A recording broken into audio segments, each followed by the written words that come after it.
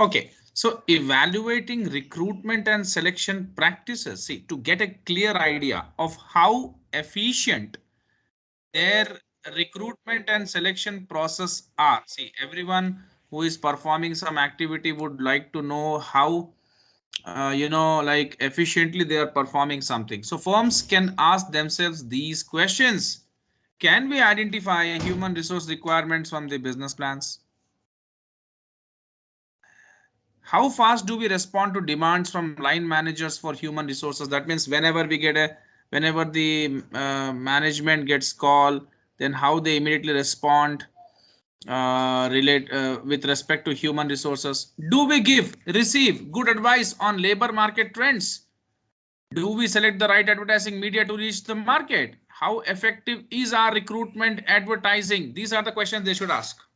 When they ask these questions, they may get solutions to their questions, right? Now, how do our recruits actually perform? Do we end up employing the right people, and do we retain our new recruits? That is what they ask themselves, and they get good answers. If you ask questions, then you may find answers. If you don't ask questions and if you're mum, then you can't find answers for your queries. So recruitment and selection practices can be reviewed in the following ways, in the various ways. Performance indicators. Each stage of the process can be assessed by performance indicators. For example, the time it takes to process an application.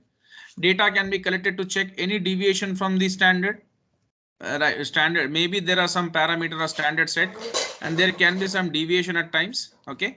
Cost effective. So this is the criteria. This is something you review how you are performing. There are certain indicators which can tell something about your performance in every stage, right? If you assess, and there are some parameters or standards. If you're deviating from those standards, then you can understand where your performance is going. Okay, then you can try to correct yourself. Cost effectiveness. For example, number of relevant responses per recruitment ad or cost of various advertising media per application elicited or person employed. That means they will be checking the cost to benefit ratio, what cost they are incurring for advertisements, and how much like successful they have been, to get successful recruits, or they have been successfully recruiting people who really are of some importance to them. Monitoring the workforce. High staff turnover, absenteeism and other problems may reflect poor recruitment and selection. Lack of workforce diversity may highlight discriminatory practices. Yes, then it would be seem like you're only hiring some people whom you like in some ways, or you like, you are biased towards hiring. Attitude surveys. The firm can ask its recruits what they thought of the process and actual individual job performance. A person's actual performance can be compared with what was expected when they were recruited.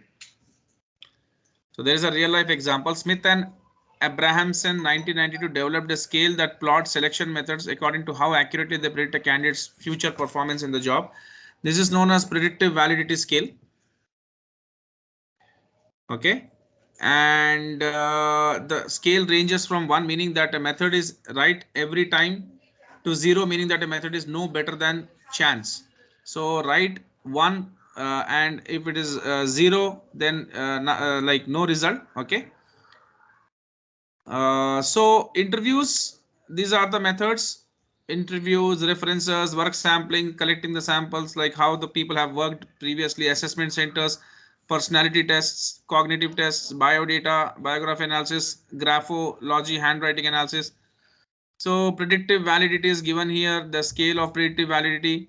So you can see that interviews 90 percentage used by firms. 92% of the firms use this methodology, and the least is used in the handwriting analysis. You can't take people based upon their handwriting, right? That can be very stupid way of assessing someone, because that can be one of the skills or attribute, but we have to see various skills in a person. And the predictive validity, uh, like what are they saying, uh, how accurately they predict a candidate's future performance in the job. So interviews can only 17% they can predict, but here work sampling can give 57% accuracy, and cognitive test 54%. So that is the scale they have used to see how each method can be, predicting about the candidate's future performance. So results surprisingly show A pattern of employers relying most heavily on least accurate selection methods. Interviews in particular seem not much better than tossing a coin, but they're using that much. Then discrimination at work. Discrimination is something which is very much evident in today's era. So discrimination can be done. Discrimination can be seen in various ways. You see, in some countries, people discriminate based upon color, in some caste, in some religion, in some customs, in some tradition, in some gender. Okay. So equal opportunities and an approach to management of people at work based on equal access and fair treatment. So every company should be hiring people based upon their skills, but not based upon their ethnicity, their religion, their culture, their caste, their creed, their religion, their gender, etc. So the advertisement should be in such a way, and it is not only the advertisement what they are showing, they should also mean that their policy should also be like syncing with their advertisement. So equal opportunities relates to all aspects of management adverts. Just a second, just a second.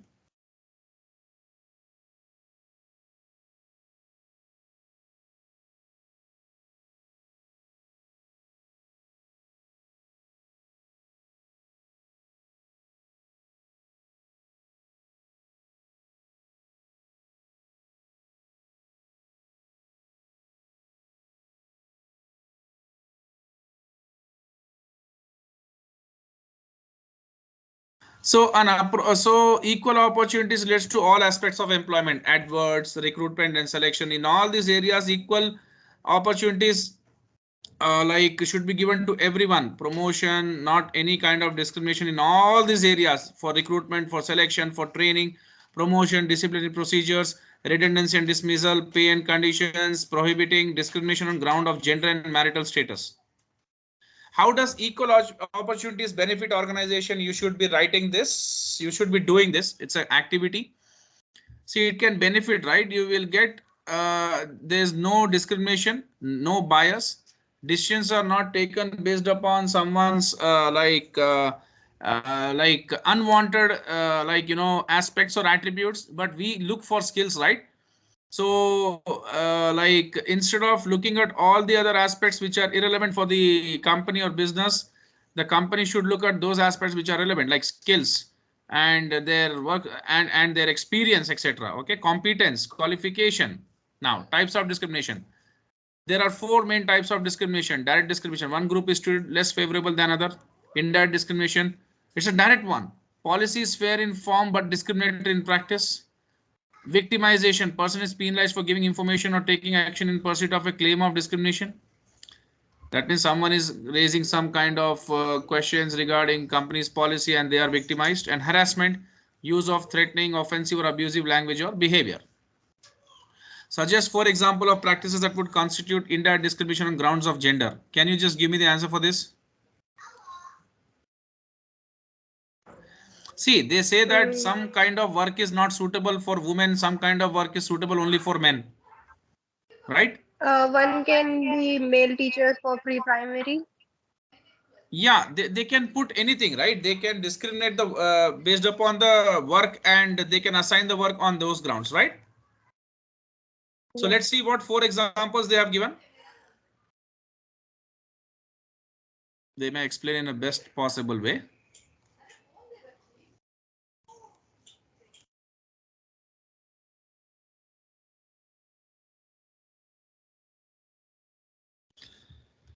So advertising a vacancy in a primary male environment where women would be less likely to see it. That's what where the entire domination is by the male. Offering less favorable terms to part-time workers, given that most of them are women. Specifying age limits which would tend to exclude women who had taken time out of work for child rearing. Asking in selection interviews about plans to have a family, since this might be this might be to the detriment of women but not to a man, because the woman has to raise the child, woman has to feed the child, woman has to maternity. See, both become parents, but the challenges are more to a woman, right? This also can be a discrimination. Generally, such kind of organizations are not good, but we can't rule out this kind of discrimination is happening. But this is kind of government is taking a lot of measures to lessen this kind of discrimination. Anti-discrimination laws. That's what I said. Government is doing a lot of a lot of efforts they are putting to, you know, reduce all this kind of discriminatory practices. Many countries have introduced various laws. Like, in India they give maternity leave. That has to be given, and that every company has to accept. They cannot complain like why I should pay a woman for raising the kids and all. No, you can't, because every woman is a part of everyone's women is a part of society, and every household woman is a part, right? You everyone has to go through that stage, so they should understand. So many countries have introduced various laws aimed to prohibit different types of discrimination. Race relations laws prohibit discrimination on grounds of color, race, nationality, ethnic or national origin, sorry. Other forms of discrimination laws: rehabilitation of offenders, disability, sexual orientation, religious belief, age. So nowhere any kind of differences should be seen in any of these areas. The practical implications: equal opportunities policy. Everyone should be given equal opportunity based upon their skills, their work, but not based upon their like religious belief, age, or like gender, etc. So setting up a successful equal opportunities policy requires secure support from top management, create senior accountability, set up representative working party to produce a code of practice, formulate action plans and allocate resources to publicize, implement policy. That means what steps they should take to bring this. Implement monitoring and review of minority staff entering, progressing, leaving. Plan and implement positive action initiatives to facilitate minority access to opportunities. That means everyone should be given equal opportunities. If you want to set up that kind of thing, then you should be seeing all this. Other initiatives what they can do: some employers are doing more than legal minimum by addressing the underlying causes of discrimination. Positive action initiatives include flexible hours, part-time working, career break or return to work schemes, putting equal opportunities higher on agenda, fast tracking school leavers, training for women returnees, awareness training, counseling and disciplinary policies. So they are doing much more for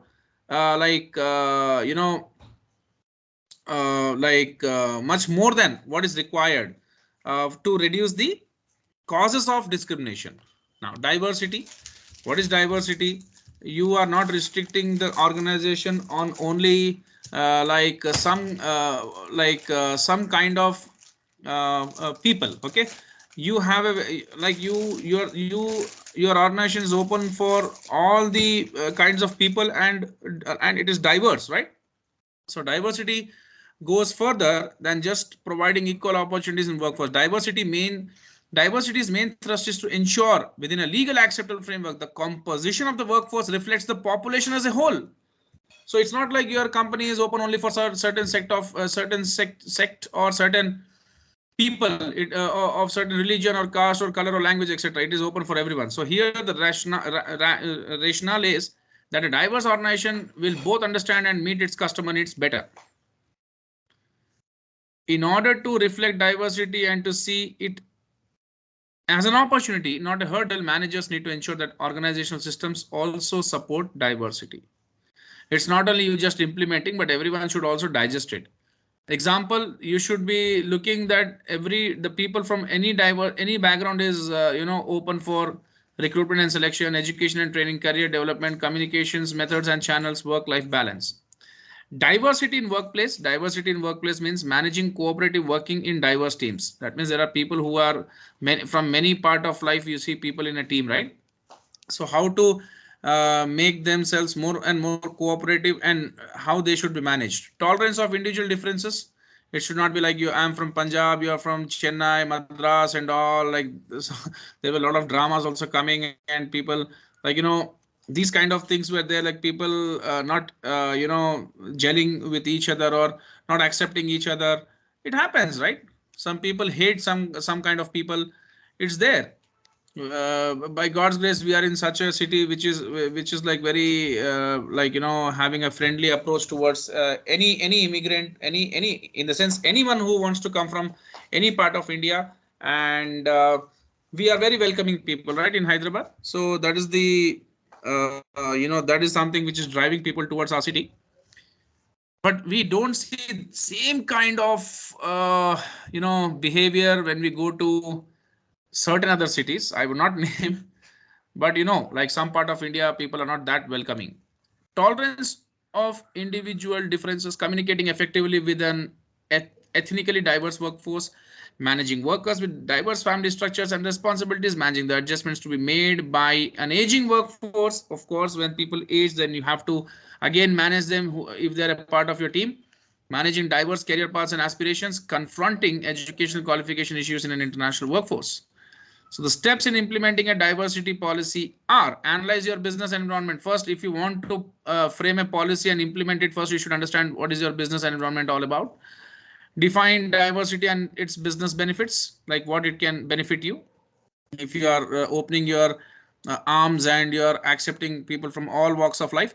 Introduce the diversity policy to the corporate strategy. Corporate strategies should be seen in a broader sense. It's not only you want to earn profits, but you want to give good quality goods to customers. You want to maximize the profit of shareholders, which is one of the parts of corporate strategy.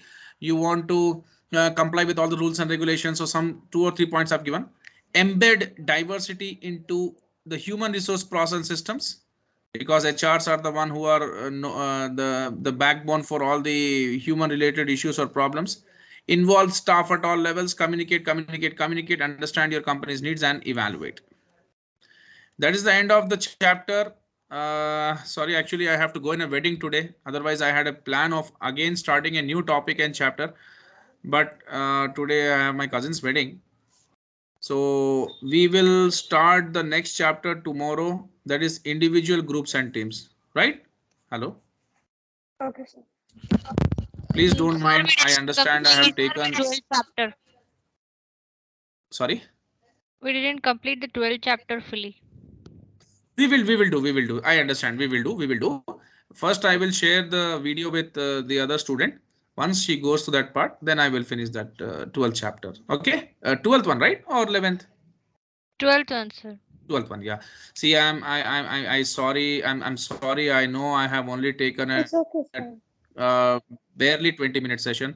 See, I have a pressure from the family. Have to go with them and far away place. So I have to accommodate my parents. But no worries. I will try to take up a full session tomorrow for individual groups and teams. Okay.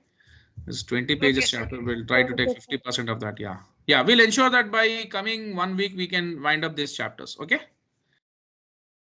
Okay. Okay. Yeah. Okay then. Thank you so much. Thank you. Please go to this chapter. Thank you. Thank- Thank you. Okay.